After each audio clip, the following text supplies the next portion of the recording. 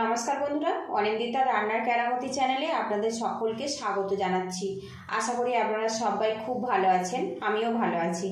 আজকের আমি একদম ইউনিক স্বাদের একটা পেঁপের রেসিপি আপনাদের সাথে শেয়ার করব। পুরো ভিডিওটি দেখার অনুরোধ রইল। এখানে দেখুন একটা মিডিয়াম সাইজের পেঁপে, তার অর্ধেক পরিমাণে নিয়েছি আর একটুখানি স্লাইস আর মোটা মোটা করে কেটে নিয়েছি। আজকের রেসিপির জন্য কিন্তু এইভাবে কেটে নিতে হবে, তবে পারফেক্টভাবে তৈরি হবে। আপনারা পেঁপেটা কম বেশি করে নিতে পারেন। এদিকে একটা প্যান গরম করে নিয়েছি, এর মধ্যে 1 গ্লাস পরিমাণে জল দিয়ে দিলাম। এবার এর মধ্যে আমি লবণ দিয়ে দেব। লবণটা ভালো করে মিক্স করে নেব, আর লবণটা এমনভাবে দিতে হবে যাতে জলটা একটু নোনতা নোনতা ভাব এসে যায়। এবার এর মধ্যে পেঁপের টুকরোগুলো দিয়ে দেব। পেঁপেটা যখন সিদ্ধ হয়ে যাবে, লবণটা কিন্তু খুব সহজে পেঁপের মধ্যে চলে যাবে। 2 থেকে 3 মিনিট পেঁপেটা কিন্তু আমি সিদ্ধ করে নেব। এই পেঁপেটা কিন্তু হালকাভাবে সিদ্ধ করে নিতে হবে বন্ধুরা।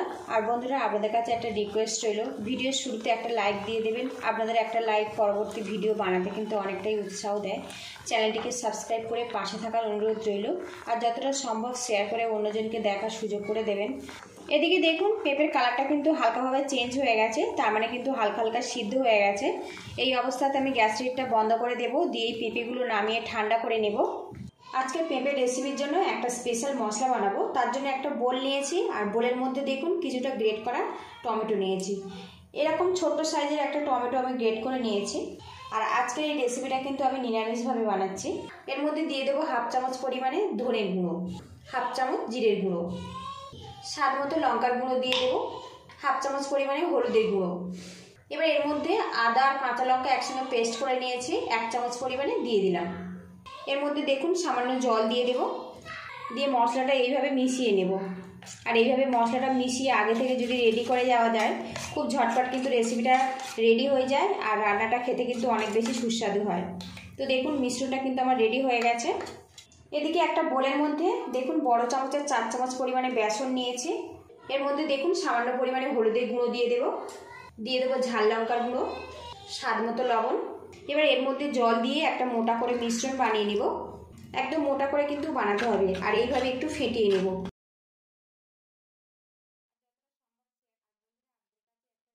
বেশ কিছুক্ষণ কিন্তু এটা ফেটিয়ে নিয়েছে, আর মিশ্রণটা কিন্তু আমার রেডি হয়ে গেছে। আর এইভাবে কিন্তু রেডি করে নিতে হবে, একটু ঘন করে রেডি করে নিতে হবে। এবারে এখানে দেখুন যে পেঁপেগুলো আমি সিদ্ধ করে নিয়েছিলাম, একটু ছাঁকনির মধ্যে রেখেছিলাম, এর গায়ের যে জলটা সেটা কিন্তু শুকিয়ে গেছে। আর এখন দেখুন পেঁপেটা কিন্তু হালকা হালকা সিদ্ধ হয়ে গেছে, বোঝা যাচ্ছে। এবার এই ব্যাটারের মধ্যে আমি দিয়ে দেব, কয়েক টুকরো ব্যাটারের মধ্যে দিয়ে দেব।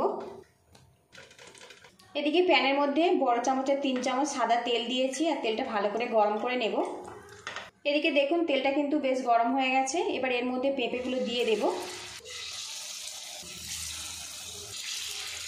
কিছুটা পেঁপে আমি দিয়েছি, এবার এগুলো আমি উল্টে দেব, আর পরবর্তী ব্যাচে কিছুটা আমি ভেজে নেব এইভাবে।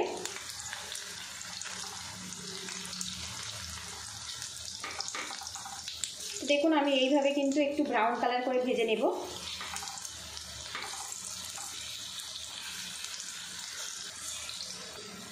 এইভাবে সবকটা পেঁপে আমি উল্টে দেব। উল্টে পাল্টে দেখুন পেঁপেগুলো কিন্তু ভাজা রেডি হয়ে গেছে। এবার এগুলো আমি তুলে নেব। আর এখন কিন্তু খুব সুন্দর একটা গন্ধ বেরিয়ে আসছে এই পেঁপে ভাজা থেকে। বাকিগুলো আমি একইভাবে ফ্রাই করে নেব। এদিকে দেখুন সবগুলো কিন্তু পেঁপে আমি ভেজে নিয়েছি, আর কত সুন্দরভাবে এটা রেডি হয়েছে দেখুন। আপনারা চাইলে কিন্তু এইভাবে সস দিয়েও পরিবেশন করতে পারেন। এখানে দেখুন পেঁপে ভাজার পরে তেল রয়ে গেছে, এর থেকে আমি কিছুটা তেল তুলে নেব, কারণ এতটা তেল আমার লাগবে না। আর আজকের এই পেঁপেগুলো আমি কিন্তু শ্যালো ফ্রাই করলাম। এবার এই তেলের মধ্যে দেখুন সামান্য পরিমাণে গোটা জিরে দিয়ে দেব, 2টো তেজপাতার টুকরো, এগুলো আমি ফোড়ন করে নেব। এবারে এর মধ্যে দেখুন সামান্য পরিমাণে রেড চিলি পাউডার দেব, কালারটা ভালো আসবে। গ্যাস রেটটা কিন্তু একদম কমে রাখতে হবে, যাতে এই রেড চিলি পাউডারটা না বেশি তেতে যায়, তাহলে কালারটা কিন্তু নষ্ট হয়ে যাবে। এবারে এর মধ্যে যে মশলাটা আমি মাখিয়ে রেখেছিলাম সেটা দিয়ে দেব। মশলাটা আমি কষিয়ে নেব যতক্ষণ না তেলটা আলাদা হয়ে যাচ্ছে। আর বন্ধুরা, অনেকেই কিন্তু পেঁপে খেতে একটুও পছন্দ করেন না, আপনারা কিন্তু এইভাবে একবার ট্রাই করতে পারেন। এতটাই টেস্টি যে বন্ধুরা এই রেসিপিটা দিয়ে পুরো ভাত আপনারা খেয়ে নিতে পারবেন। মশলাটা বেশ কিছুক্ষণ কষিয়ে নিয়েছি। এবার এর মধ্যে দিয়ে দেবো স্বাদ মতো লবণ, এবার দিয়ে দেবো কয়েক দানা চিনি। আরও কিছুক্ষণ মশলাটা কষিয়ে নেব। আর এখন দেখুন মশলাটা কিন্তু বেশ কষে গেছে, তেলটাও আলাদা হয়ে গেছে। এই মশলাটা কিন্তু খুব সুন্দরভাবে কষিয়ে নিতে হবে, তবে এই নিরামিষ পেঁপে রেসিপিটা খেতে বেশি ভালো লাগবে। এদিকে দেখুন মশলাটা কিন্তু আমি কষিয়ে নিয়েছি।